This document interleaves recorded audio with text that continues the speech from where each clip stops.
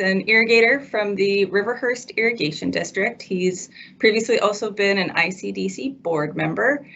And to start things off, I'm just going to ask Ryan to give us a little bit of history and background on his farm and his business. Just kind of leading up to this year, a little history of like how many acres you're irrigating and what typical crops you'd be growing, things like that. Okay, hello. Yeah, I started farming in about 95. We didn't have irrigation then. Our first irrigation went up in 2008, and we've expanded since then. We're about 1,700 acres right now, maybe a touch more. On the irrigation, mainly grow canola, durum, edible beans, kidney beans, cranberry beans, flax, and dry land, I guess. On the dry land side of things is kabuli chickpeas, yellow mustard, lentils, green and yellow peas. And now we're just starting potatoes and onions this year we tried. That is pretty exciting. I can hear that you've been a fairly busy guy. Kind of hard to pin you down for this interview for a while, so that's good to hear. So can you tell us a little bit about the new crops that you've been working with this year? Well, like I said, we tried potatoes, 90 acres of potatoes, and we did originally 25 acres of onions. Didn't quite pan out. They were pretty tough animals, so we ended up disking them in, seeding edible beans there, except for 7 acres. We did 7 acres of onions in the end. And everything went fairly well in the end. Potatoes went very well. Onions were pretty good. We did harvest, so that's a good thing. Just, yeah, a lot of learning on the onion side of things and the potatoes, but the onions were a real learning curve. We got her figured out a little bit better for next year now, though.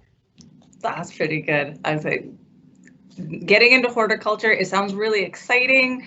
Obviously a little nerve-wracking with the starting out with your 25 acres and going down. But what would you say was your biggest influence that got you trying vegetables and horticulture for this year?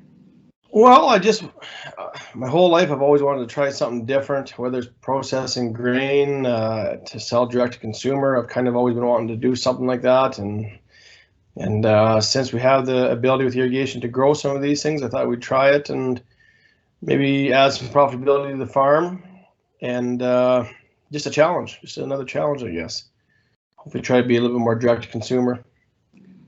That sounds like a great challenge. Were there any specific research or homework that you were doing before you got into growing the horticulture, the vegetables? And if there was, like, what was the most useful information that you found, and what was the most difficult stuff to figure out? Well, I did a lot of research. I did actually a big tour from Alberta down into Washington, Idaho, Arizona, over to Ontario and Montreal, or Quebec area, I guess, talking to different growers and manufacturers of equipment and processing equipment to try to get some answers, I guess, some of my questions, and to learn how different people do things, see what might fit the best for me. Learned a lot of very helpful people, learned quite a bit. As I mentioned earlier, my onions didn't quite pan out exactly the way we wanted them. I did it.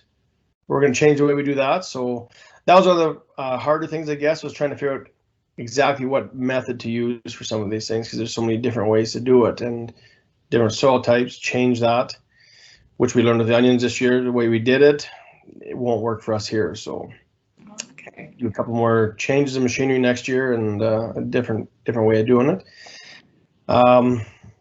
Yeah, that was the extent of my research. I met a few people. One guy in Medicine Hat was extremely helpful, and a guy in Outlook that I'm actually partnered with on the processing side. He was very helpful as well. Nice. Were there any associations that helped you with that tour, or was that really just you going out there and kind of making your own path?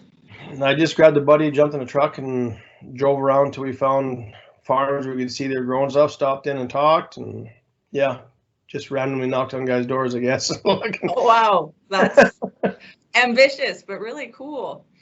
All right, so other questions I had were, horticulture, it's much more direct market to your consumer than it would be with your commodity crops. And with that, we have a lot more regulation when it comes into horticulture crops and horticulture production. So how's your experience been with the regulation side and getting through all of that? That actually was very easy for me because I partnered with a guy in Outlook that's already set up with all that. Two of the guys I've partnered with on the packaging side, they've already got Canada Gap. So we actually we're doing all that through them. Yes, it's a lot of work to get all that set up, but they've already done it already. And so it was easy for them. They knew all the processes, all the rules. So it was easy for us to get set up. That was actually a task I was looking at. Seemed kind of daunting and a lot of extra work. But when I met those guys there, and we kind of decided to join up on this, on that side of it, made it go really easy. That's good to hear.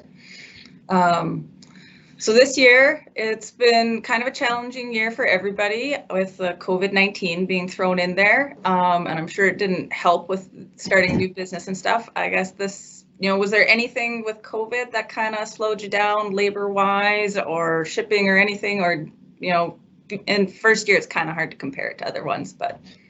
Yeah, no, I don't think so. I think as most growers know, COVID maybe actually helped us with on the agriculture side. I think anyways, I guess that's maybe not everybody, but I believe it's helped us. The commodity prices come up a bit on the commodity crops due to food security issues. And I think this is helping the vegetable side of things, the horticulture side too, as people want to try to buy even more so now, more local. Yeah. So hopefully that actually is a benefit of COVID. As far as labor, we did have a bit just for our packaging line. It was a little bit tough. Some of them showed up a little quarantine issues like that. That didn't affect us too much, but a little bit. Yeah. Other than that, no, it's been pretty good. Hasn't really affected us much. Okay. So now with this year under your belt, what are your lessons learned and what are your plans for the future? Do you see yourself expanding your acres of horticulture? Yeah, we're actually doubling our potato acres, and we're planning on going to 60 acres of onions is the plan. We are haven't finalized that yet, but that is the goal. Plus, we're also gonna maybe do beets and carrots as well. So what made you pick beets and carrots?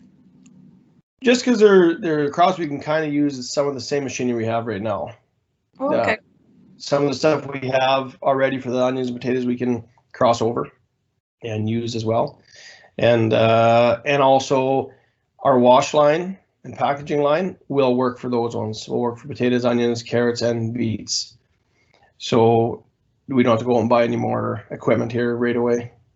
Nice.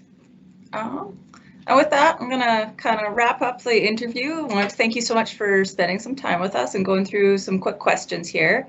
In closing, do you have any last comments or advice that you would give other irrigators who are thinking of making that jump into horticulture production? Well, it's definitely a challenge. It was a lot of fun this year. Hopefully next year as well. It's I'm not going to say it's a lot. It's more work. It's just different work. The packaging and the it's not just stick an auger in a bin and load a truck. It's you got to load them up, create them, wash them, bag them. It's a lot of extra steps that we're not really used to yet. So other than that, no, it's give it a shot, and yeah, it's definitely a learning experience.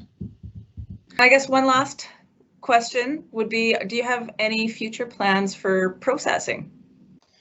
Yeah, we the processing line we put in, the wash line and packaging line we put in this year is a lot more capacity than we need at the current time. And so we're hoping to grow our acres to try to match the capacity of that, and or work with other growers that would be interested in growing, and we could do the processing and packaging for them. So with that, is there a way you would like to be contacted if anybody watching this is interested? Yeah, then just give me a shout at my phone, I guess, is 630-7620, or email would be ryan.dminer@gmail.com. So it's MINER. Awesome. Well, thank you again, Ryan. We really appreciate having this time with you today. All right, thank you very much.